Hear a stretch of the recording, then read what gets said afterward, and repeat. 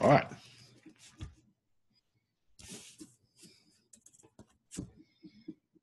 There you go. Good.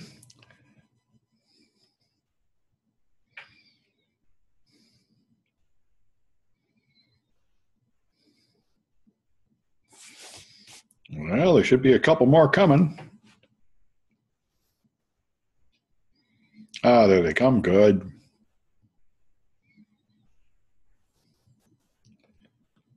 All right. We should have at least one more.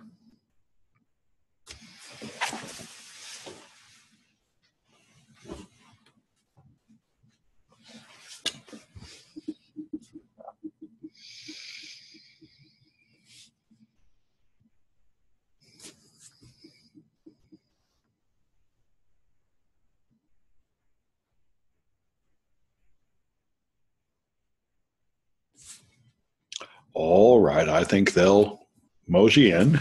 So we're down to the second to last class. We did the first part of Chapter 8 last time. Now we're going to finish up Chapter 8, and Chapter 9 will be the last class next week.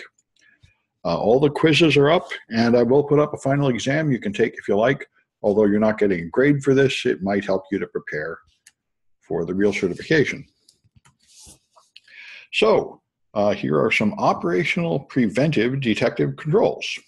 Here I got a thing they're minimizing my screen to get kind of out of the way. All right, so your intrusion detection system detects malicious activities on the network and alerts you. An intrusion prevention system does more than just alert you. It tries to stop it, usually by changing a firewall rule. There are network-based IDSs and IPSs that connect at a central point, like the connection to the internet of your company, and protect the whole network.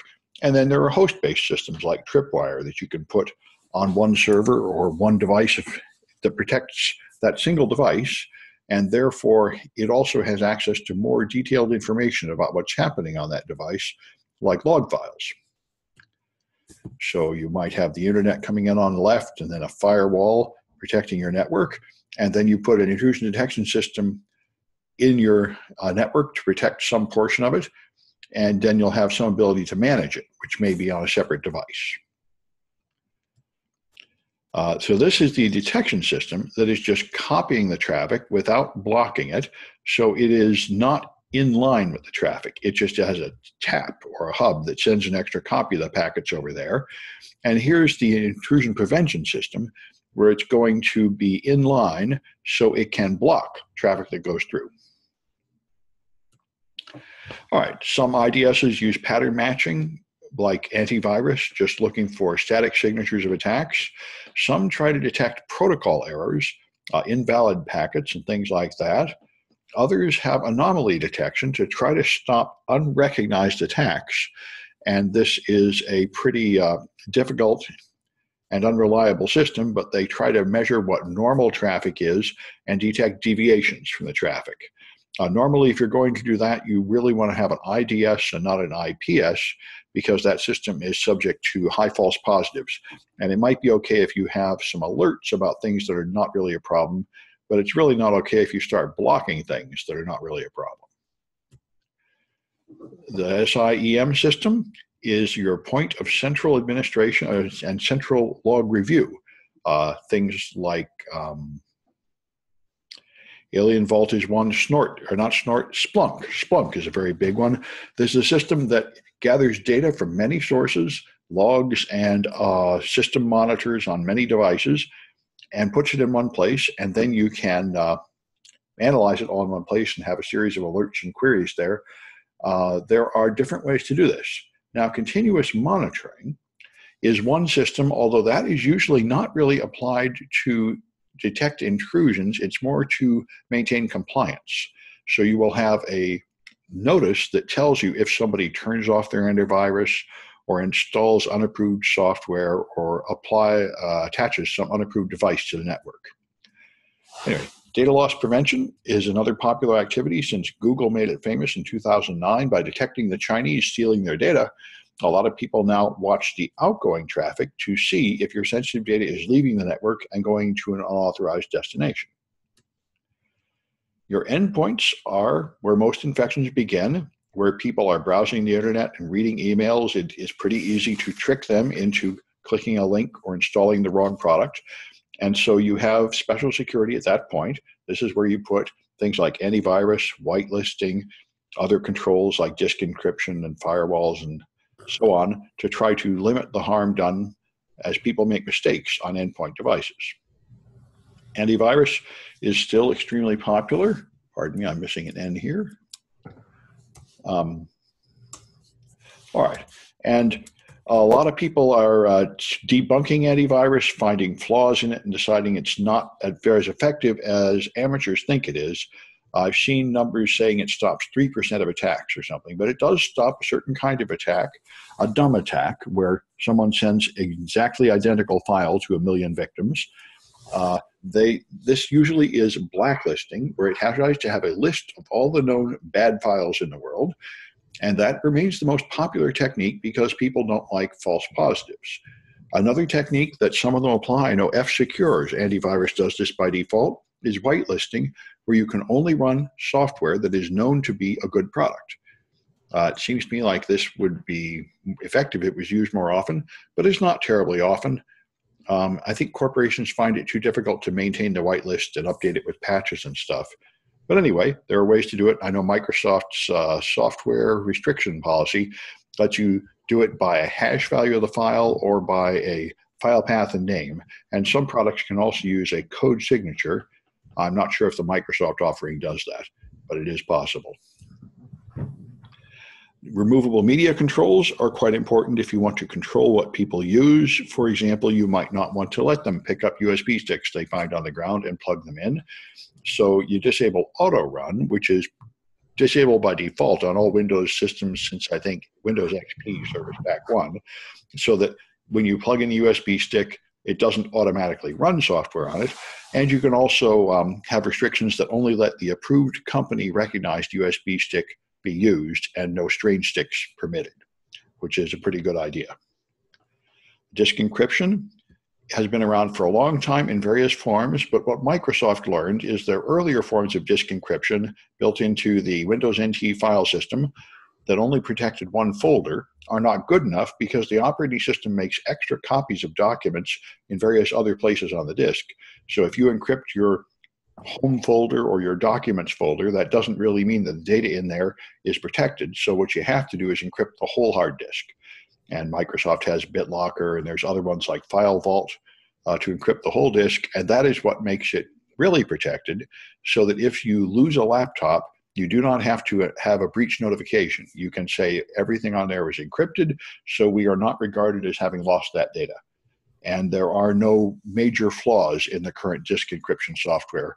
All the ways I know to hack in rely on finding the device when it's not really turned off, except for one worrying report that came out about a month ago about some old versions of Microsoft Disk Encryption's Trusted Platform module having a defect. There's a chat method. Perhaps like my students, did I miss anything that will be on the exam? Yeah. It's all in the slides. Yeah. Anyway, you hear a lot of that this year. There will, however, be a final available if you want to take it in about a week or two. Anyway.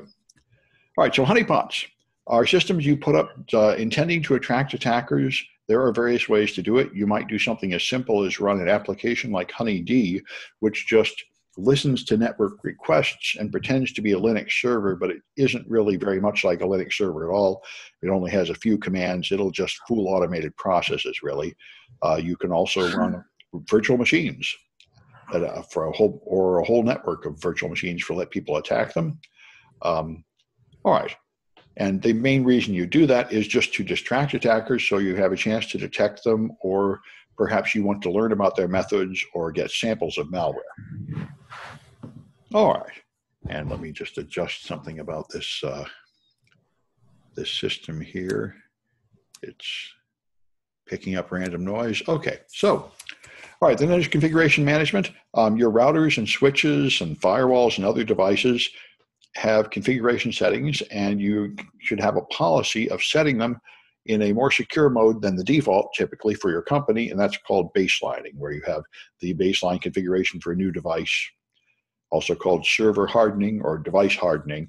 Removing some of its listening ports is very common, turning off unnecessary services and so on to adjust it for your purposes and make it less vulnerable.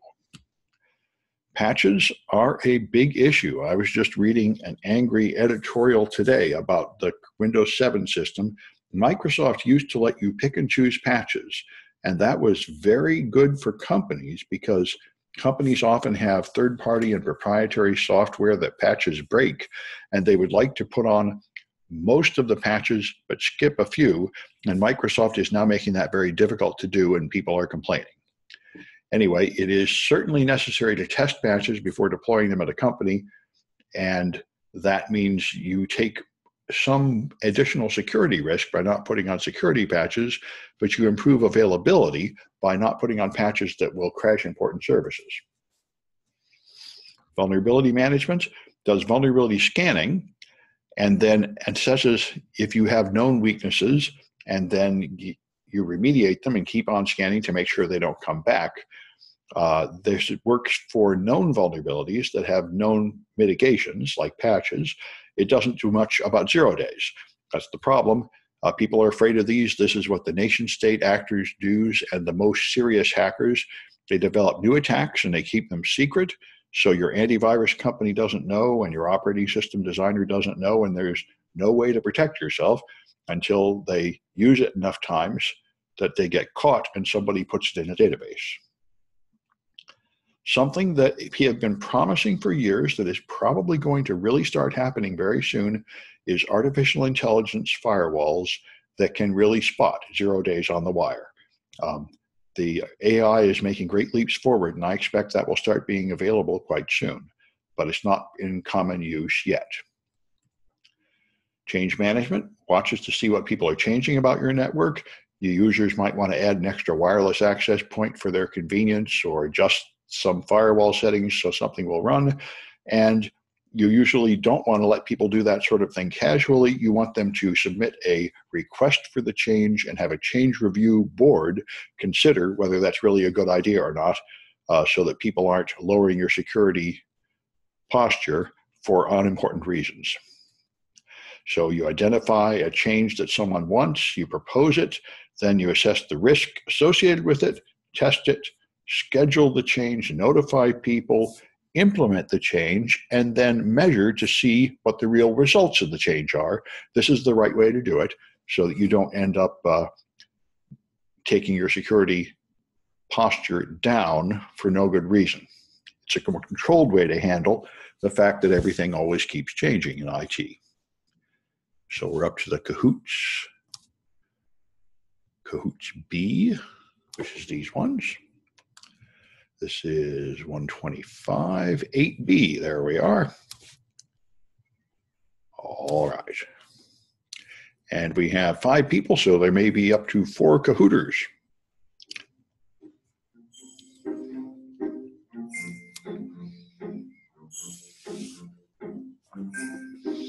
And I think I'm one of the 5.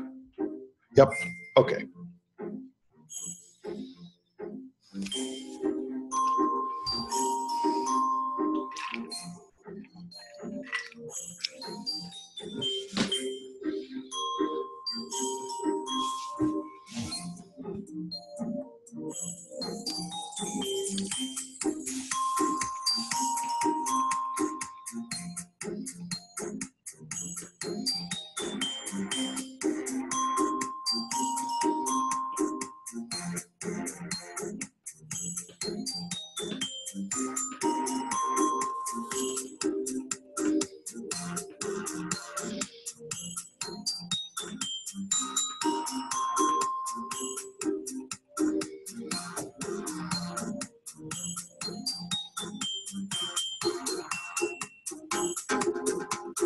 All right, looks like everybody's here.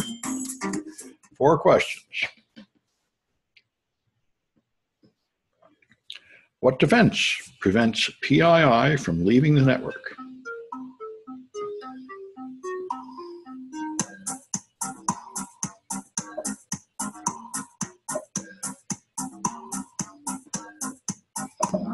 Okay, that's data loss prevention, PII is personally identifiable information, and the DLP system watches the outgoing traffic to stop it when bad things are leaving your network, or at least alert you when valuable things are leaving your network. All right, what events correlates data from many sources?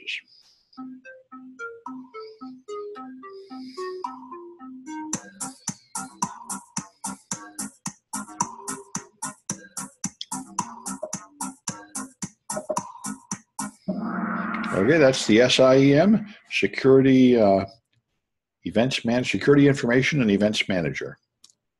All right. What system blocks all unrecognized software?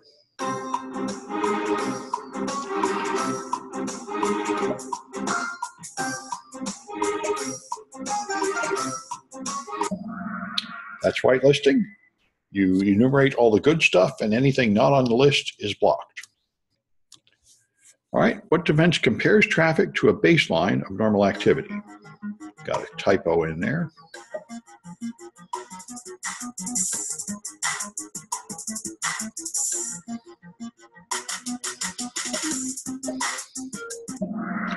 That's anomaly detection.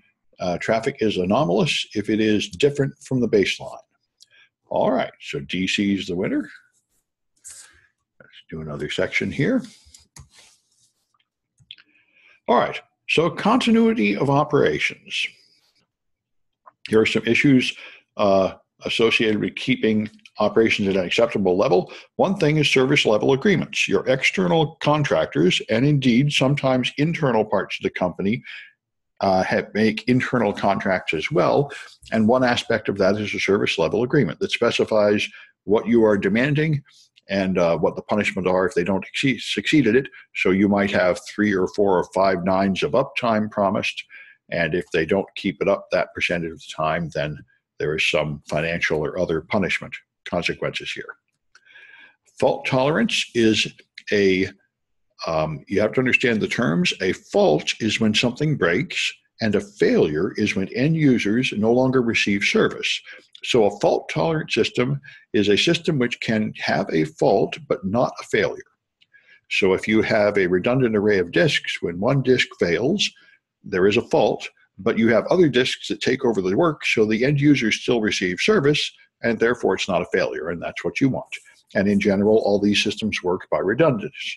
You have some kind of extra systems so that when one fails, another one can take over the work. Backup is another huge issue. This is different than fault tolerance. Fault tolerance, when I first heard about RAIDs, I thought you wouldn't need backups, but it's an entirely different issue. The purpose of a backup is when all your data is gone. For example, because a human made an error and deleted it, or the building burned down.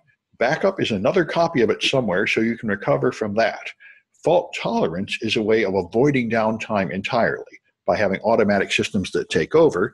But if you have a RAID and the building burns down, you still need a backup because your whole RAID is gone.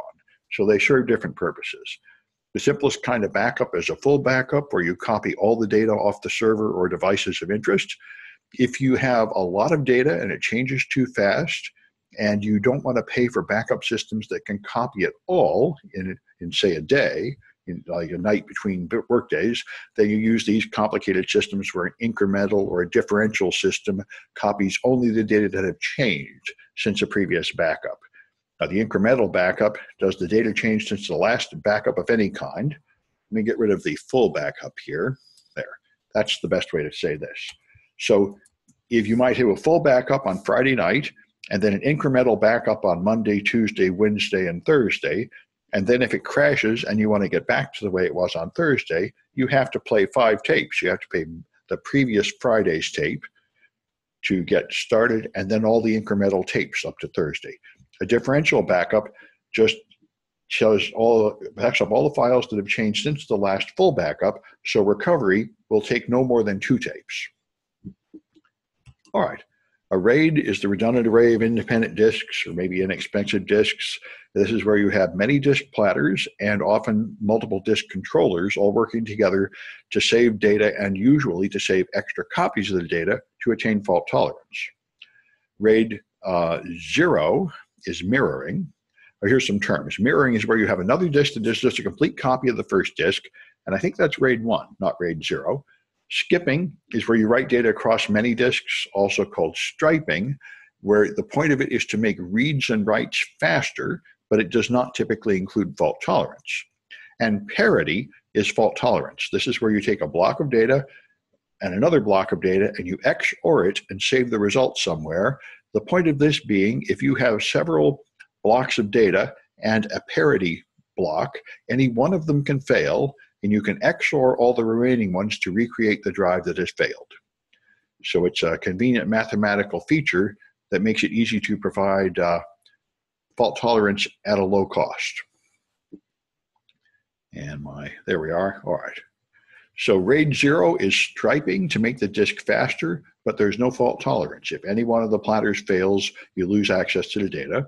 RAID 1 is the simplest and most expensive, where you have 2 disks and you make a second complete copy of everything on the other disk. RAID 3, you put all the parity on a single drive, so you might have 4 data drives and 1 drive just for parity. This is considered inefficient because every time you write to any of the platters, you have to always keep writing to the parity platter. So RAID 5 is the most popular, where you pick the blocks of parity and distribute them across all the disks. So when you're reading and writing, all the disks are spinning and writing together, so it's very fast. It can be almost as fast as a RAID 0, but it's fault tolerant in the sense that any one drive can fail, and you can reconstruct the data there. And there's other ones. There's a RAID 6 stripe set with dual parity, so 2 drives can fail, and so it goes. There's other combinations, RAID 1 plus 0, where you have a striped set, and then you make another mirror of the whole striped set. There are many combinations and many pieces of hardware to do this, but the end result is they all can, all except the RAID 0 can survive some faults. So there's other ways to be redundant. You can have servers and other devices with extra power supplies, extra network cards, extra disk controllers, just repetitive entire systems like server rooms or racks, routers and switches. A high availability cluster is a failover cluster. There are different techniques here. The failover cluster is active-passive, where you have 2 servers, say, and one of them is doing all the work, and the other one is just waiting for the first one to fail. There's a heartbeat coming out of the first one, and when it stops producing the heartbeat, the other one takes over. A load balancing cluster is often easier to sell to management because you don't have another device just sitting there. You just use them both all the time, so that when both servers are up, the customers get fast service. When one goes down, the customers get slower service, but you don't have hardware just sitting there doing nothing, waiting for a failure. All right. So here's some plans: business continuity plan and disaster recovery plan. The business continuity plan is the big overarching umbrella plan that includes many other plans. And this is the idea that when something bad happens, like a fire or you get hacked or the CEO dies or any of many bad things that could happen, how are you going to continue with the business? And you have plans to make sure that the critical business functions will continue despite a problem. This is a long-term plan, and it includes many plans below it, the most importantly, the disaster recovery plan. The disaster recovery plan is a short-term plan to deal with a disaster, like a major disk crash, your building burns down, things like that. So you've got the business continuity plan is this whole thing, and the pieces of it. If you go around the top, there's a continuity of operations plan, then an incident response plan, continuity of support, disaster recovery plan, business recovery plan, a crisis communications plan, and an occupant emergency plan to figure out how to protect the safety of your people. So maximum tolerable downtime is a big issue here. When you are planning for these things, you decide what services you can accept downtime and which ones can't. For example, if you are an internet business like Amazon, it's probably completely unacceptable for your website to go down. But if something were to happen to, say, your billing process, so you don't bill your vendors for a couple of days, that's probably not so crucial. So it has a higher maximum tolerable downtime than your web server does. So you have all sorts of disasters, earthquakes and fires, human created disasters like terrorism and hacking and denial of service attacks and mistakes made by your staff, and environmental problems like equipment failure and software blackouts, power blackouts. Any of these things can happen, and you have to plan for them all if you are going to be a serious business that people can trust to stay reliable. So one issue is errors and omissions, where you make mistakes. Your own staff. Amazon brought itself down for 4 days several years ago, and they brought themselves down because they were trying to implement a new high availability system, and it ran backwards. Instead of routing traffic away from the busy servers, it routed more traffic to the busy servers and brought everything down. And this is more common than getting hacked, is that you make some kind of mistake on your network that brings you down. Temperature and humidity is important, of course. If you don't keep electrical equipment cool and at the correct humidity, which is near 50%, it degrades. And so you have to have environmental controls, backup power, heating, ventilation, and air conditioning. And you use uninterruptible power supplies for brief outages and generators to survive long outages of power. There are many kinds of disasters, wars and sabotage, diseases, strikes. All these things can harm your business. And you have communications failures. The phone lines might go down because of line breaks or bad weather, and you'll want an alternative way to reach people who need to coordinate their activities. So here's the disaster recovery process. You respond to disaster, you activate your disaster recovery team, then they have to have communications to organize their activities. They have to assess the damage to your systems to see what must be fixed, and then you have Reconstitution, where they try to fix everything and get you back where you belong. So the response is the initial assessment of damage to decide, is this a disaster? And is the facility safe to use, or do we have to move to some alternate facility? You start your team. You have to alert everybody that needs to know. For example, all your employees need to know whether to show up for work or not. There was a company, I think it might have been a Tesla location, I heard a few years ago, they just decided in management to shut it down, and they didn't tell anybody. Everybody showed up for work and the door was locked. And that's rude, and in a disaster, that could even be life-threatening, so you don't want to do that. You want people to know what you expect them to do. You then examine the damage and figure out what the proper steps are, considering the maximum tolerable downtime, and of course, with a high priority placed on protecting the safety of your people. Then you have Reconstitution, where you recover your business processes, get things back up, either at the primary site or secondary site. Often, you move business to a secondary site temporarily while a salvage team is working on the primary site to make it usable again. All right, another bunch of cahoots. This is number C, which is right here.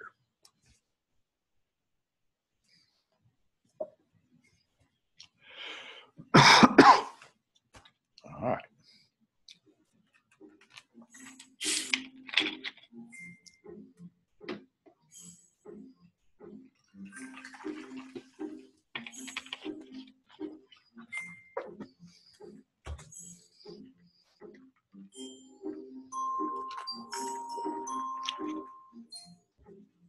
There we go. Oh, we got more people, maybe up to 5 cahooters now.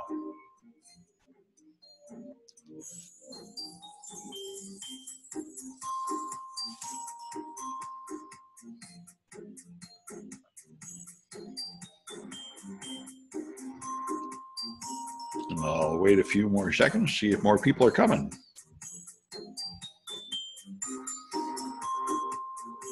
There, I thought Haifeng was coming. Yeah. And KT, I think now we might have everybody. 5 there and 6 there. Yes, looks good. Okay. So 4 questions. Okay, what type of disk array lacks fault tolerance?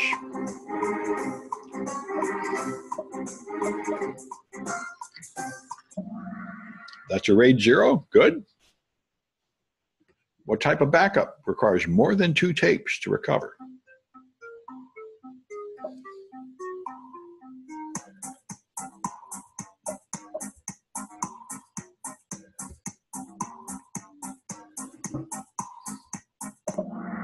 That's the incremental one. The differential takes the difference from a full backup. The incremental is a bunch of little increments, and you might need several takes to reconstruct a situation in the past.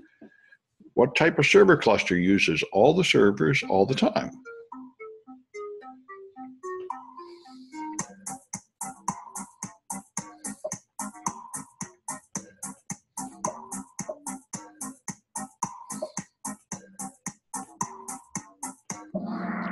That's a load balancing cluster.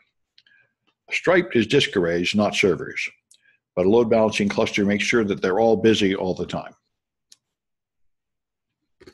All right, what plan leads to a specific disruption, such as a fire?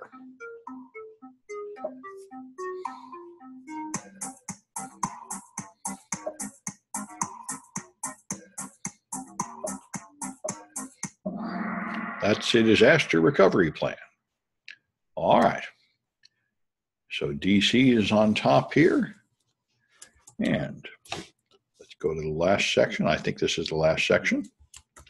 So to develop the business continuity plan and disaster recovery plan, you have to start the project, then determine the scope, which is what you're going to protect.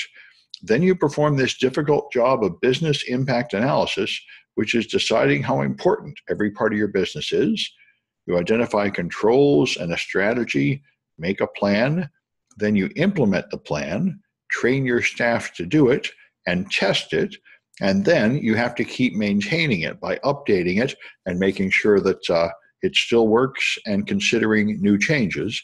This is the way all business, project management, and security and other organizational plans have to be these days. Since everything involved in IT keeps changing so fast, you're never done. You have to have an endless cycle of testing and improving, because anything you leave standing still goes out of date really fast. So here's some milestones. You develop a planning policy. Let's see, I got a comment coming in. Is this based on NIST 184 contingency planning? I'm not aware of that document very well. I'm not that good at government stuff, but I think these are all coming in together. So I think, yes, I think it starts from NIST and moves on, 7-step process. It might be, I'm not sure. It might have said in the book, but I didn't get it into my slides. All right. Anyway, so you conduct your business impact analysis to decide how critical the systems are, then find your controls and go through these steps. And let's see, I got another one here. Yeah, NIST 834. Okay, well, that's a thing to know. Good, thank you, folks. All right, so let's move down here a bit. So this crazy thing shows, let me see if I can blow it up enough. There we are. All right, so here you develop a policy statement, you conduct the business impact analysis, and then identify controls and develop recovery strategies, and you see different people are involved in each of these things. And then after you develop the plan, you have to test and train and run exercises and maintain the plan. All right. So you need, of course, high-level management support for all this, which is a principle you hear over and over in the CISSP book. Do not waste your time trying to improve security without getting management buy-in, because security is expensive and you have to have resources to do it. If your management is not on board with it, it will not work. And mature companies realize that this planning can be beneficial to the company even if no disaster occurs, because it helps you prioritize and organize your business. So you have a project manager in charge of this, and this is your key point of contact. They have to have good organizational skills and authority. They do not need to be a technical expert. They are a management level type, like a CISSP, where it's not that they know how to do it with their hands. They know how to organize it and assign staff to do it and understand what's going on enough to assess the competence of their staff.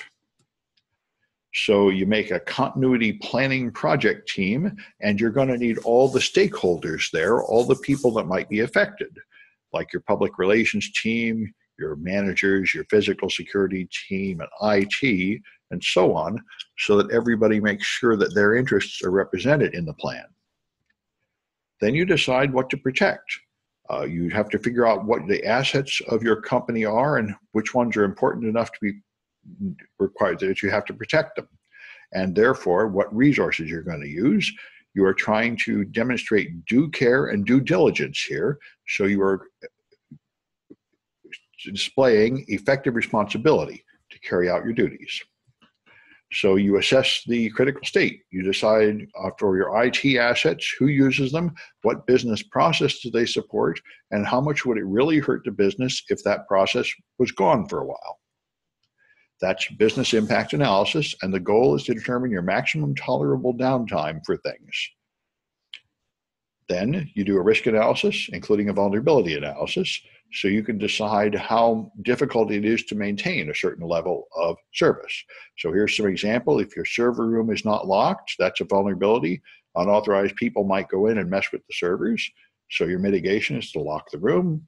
If your software is out of date, or you have no firewall, that exposes you to attacks, and there are mitigations for that. So these are examples for perhaps an email server. So your maximum tolerable downtime can be expressed a few ways. One common thing is the recovery point objective.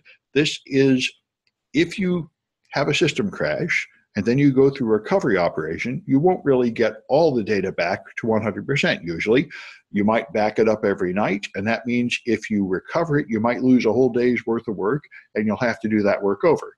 So the recovery point objective is the measure of the amount of data you're going to get back in terms of how far back in time in the past is the point at which you recover to.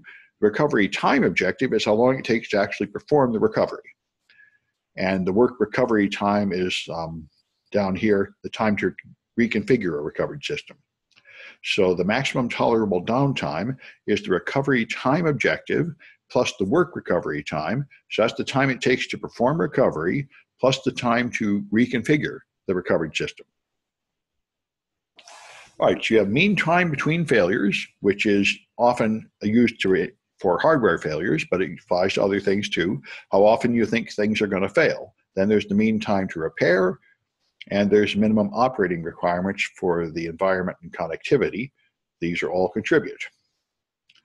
Supply chain management is a huge issue. More and more. This is why the government doesn't want us using Kaspersky. They don't want us using Chinese routers. Many people have gotten into security problems because the components they purchase, software or hardware, are faulty or sabotaged. So it's an issue. Considering in terms of disaster recovery and business continuity, another issue is your suppliers might be gone, so you can't count on them to provide stuff you need during that time period. Telecommunication may fail, so if that happens, you'll wish you had a backup. There are radio communications, T1 lines, satellite phones are possible alternatives. You may lose power, heating, cooling, and water, so you should have alternatives available for these at the critical sites. So here's the levels of recovery strategy. If you just have no disaster recovery plan at all, I heard a statement saying half the businesses in America have no disaster recovery plan at all. Their plan is, in case of disaster, just give up and go out of business. And that might be okay for a little mom and pop restaurant, but you can't play in the big game with the corporations and make long-term contract with other companies and take that kind of lax attitude. You got to have better plans than that. The cheapest alternative is a cold site where you have a building, but you're going to have to install servers and get them up. A warm site is better. Servers will come up faster, but it's more expensive to put up there. And hot sites and redundant sites take it farther, and the details of those are coming up. So the redundant site is where everything is ready to go. You have an entire second server room with everything all ready to go. A hot site is where the equipment is ready, but it will take time to play backup tapes and load up the data. A warm site has some equipment, but not exactly the right equipment. What it usually has is the previous generation of hardware before your latest upgrade, so it can do some of your business functions, but not very easily. And a cold site is where you haven't even got everything ready there, not even the hardware. So it's going to take weeks to bring it up. A reciprocal agreement is a partnership with another company, so they will let you use their data center if yours goes down. That might be all right between two friendly organizations. You can have a mobile site where you bring in a trailer with power and servers in it and drive into a disaster area. I got to visit the disaster recovery plan for Pacific Bell for telephone companies, and they can just drive a bunch of trailers into an empty lot where a hurricane has hit, and in a few hours have a major cell phone switching station there. All right, you can outsource some of these things to other services like IBM. So you've got various plans: the business continuity plan, the business resumption plan, continuity of operations, IT contingency, and your communications plan, your incident response plan, what you do when you have security incidents, disaster recovery plan, and your occupant emergency plan. And details of these are coming up. So the continuity of operations moves your personnel to an alternate site. Business recovery is when you move them back to the original site because it's finally all fixed and you can go back. Continuity of support is for IT only. And the incident response plan is for when you get hacked primarily, when there is some kind of intrusion on your system. And I teach whole classes in that. That's very hot these days. Network security monitoring and incident response is the new thing a lot of people are adding to their companies. Your occupant emergency plan considers the safety of your people, how to provide what they need and how to evacuate them. And you have a crisis management plan to coordinate the management. And you have a communications plan, which will hopefully inform people about the truth so they don't end up believing rumors, a series of call trees or some other system to actually reach all the people, a command post, and some offsite storage of the vital records. And you have executive succession planning. The military is famous for this. They have it all set so when one person dies, they know exactly who takes charge of the unit, and companies need the same thing. Not so much because people are dying all the time, but people are often off-site or unavailable, and you need to know who replaces them in a crisis. All right. So there's cahoots, and I think another section after this one. All right. So this is D. Okay, I got D and E. Okay.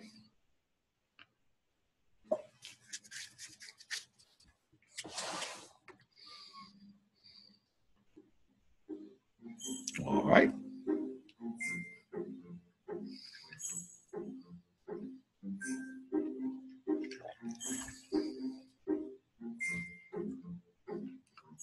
Let's see, we still have 6, so there should be 5 cahooters.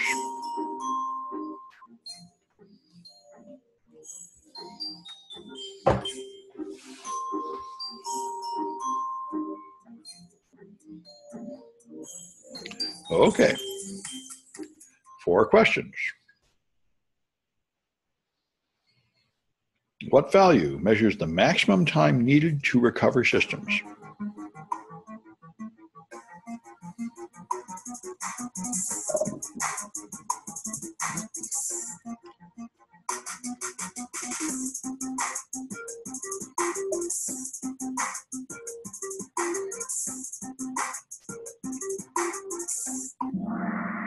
That's the recovery time objective. How long it will take to recover once you decide to do that. Which recovery option takes an hour?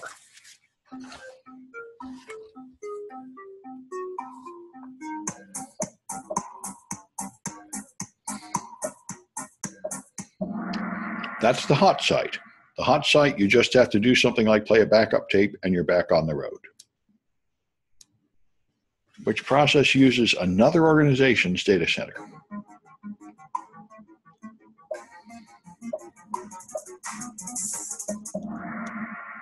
Good. Reciprocal agreement. All right. Which plan protects human life?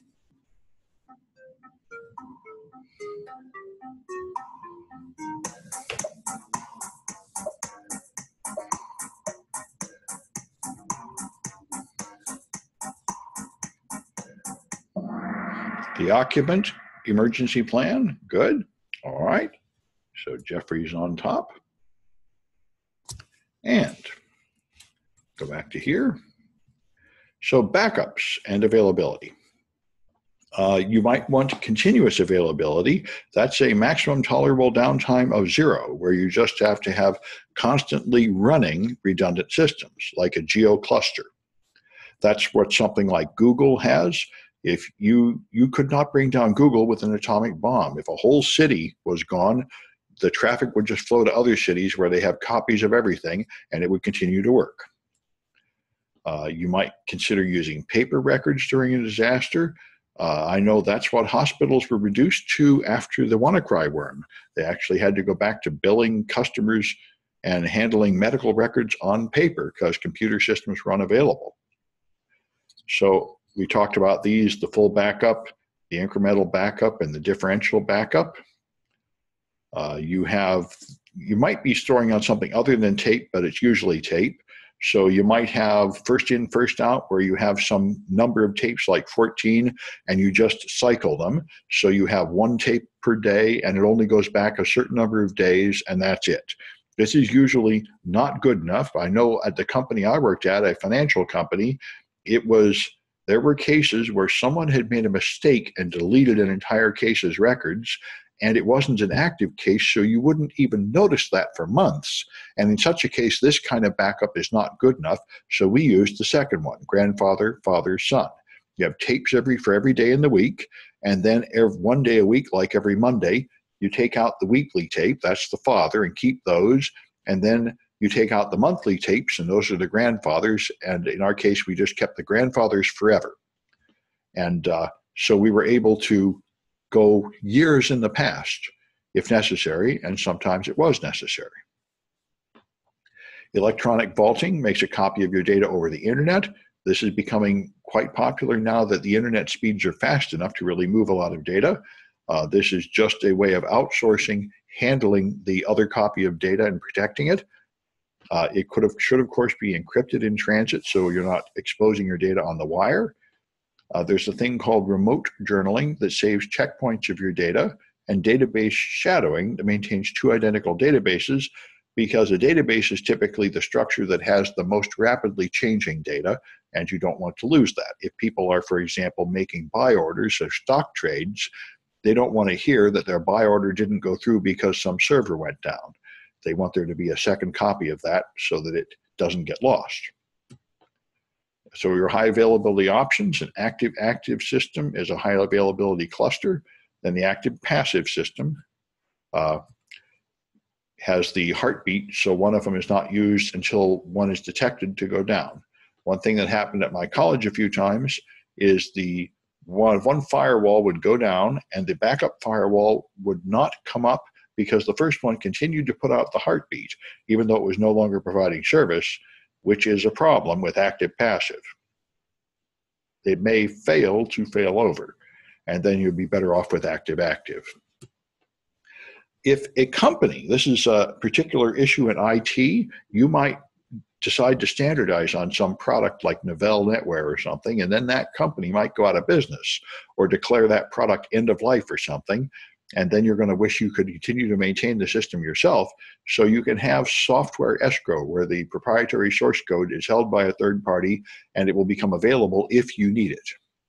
I've also heard of a law, although I'm not sure if I've seen it tested in court, that says it is legal to hack into software that has been abandoned for the purpose of servicing it. All right, and here's testing, training, and awareness. You have to have a series of tests. The simplest thing is to just read through the whole plan so all the people on the team can see if something has been forgotten. Then you have a read through where you list all the necessary components and make sure you have them. Then you have a walkthrough where you talk through all the steps with the scenario and try to find all the problems that you've forgotten. Then you have a simulation test where teams actually go carry out the recovery process. And then the next most accurate test is where you use real business transactions and run some part of a real business day on the backup systems And the most extreme and most dangerous steps is where you add a real blackout to the running servers. Amazon has Chaos Monkey, and so does Netflix, which is an automated system that automatically breaks things on the network all the time. And that might sound insane, but they say it is a very good thing once you get used to it, because everybody designing everything in the company has to plan for failure. And they know that the Chaos Monkey will come turn things off randomly, and you will be considered negligent if you didn't think of that. So everything you build has to have an automatic failover to something else, and the end result is you have less downtime. Anyway, that's what this interruption is. You actually turn off some of the working servers to make sure the backups will work while normal business is taking place. So you have to train people in how to start your generators and your emergency power, how to contact people with the call tree, and awareness. So people, even if they're not part of the disaster recovery team, they are aware of what they should do in a disaster when they're told things like evacuate or something like that. And then you have maintenance of the plan.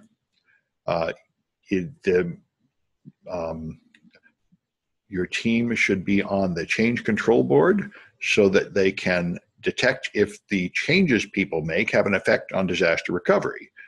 You might be adding another company location in a place that's hard to evacuate people from, and it might be the disaster recovery people that will think about that. So here's a lot of mistakes. Management might not support it. You might not have all the business units in being involved, so their part of the business is not included. The scope is often inaccurate or out of date, and you might not think about your supply chain or your telecommunications. You might not test it. That certainly got my business. I remember at one point, the guy making backups was just a stoner. He would go out and smoke pot in the outside the building, hiding among the dumpsters, and he was putting in the wrong tapes, so we were not getting good backups. And that went on for a while before we discovered when we went for a backup, it wasn't there because we weren't doing proper testing. And then, of course, failure to keep everything up to date is also very dangerous. All right, so there are frameworks for this. Here's that NIST 834 for US government systems. Here's an ISO standard for part of the 27000 series, and there's a British standard and a later standard to supersede the British standards, and these are all ways to meet compliance with government contracts. Here's the Business Continuity Institute with their 6 professional practices covering these things. And we're down to the last cahoots. I think this is the end of it. Indeed it is. All right. This is 8E. Okay.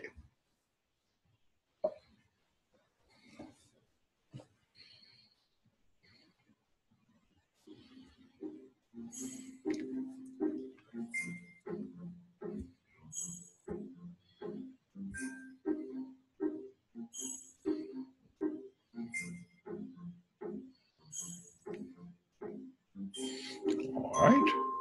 We still have 6, so there should be another one coming.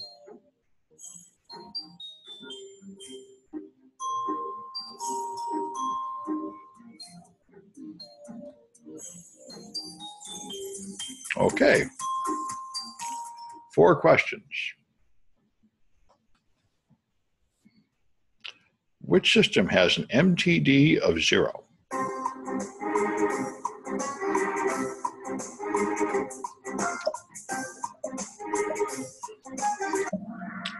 All right, that's continuous availability, not active-active, but continuous availability is the issue.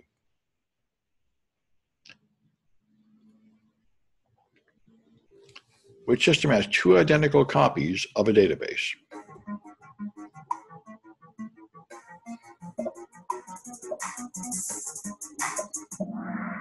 Okay, that's database shadowing. Good. All right, what's the most dangerous DRP test?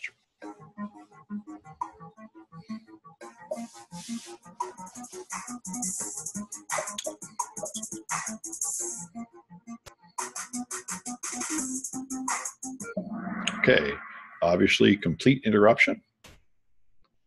All right, And what's not a common BCP error?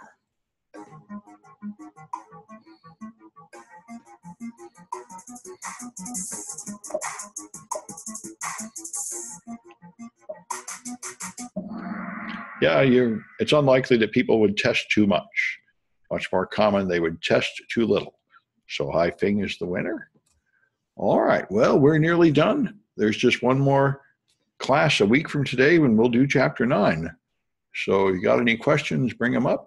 Other than that, I'm going to stop this share and post the video.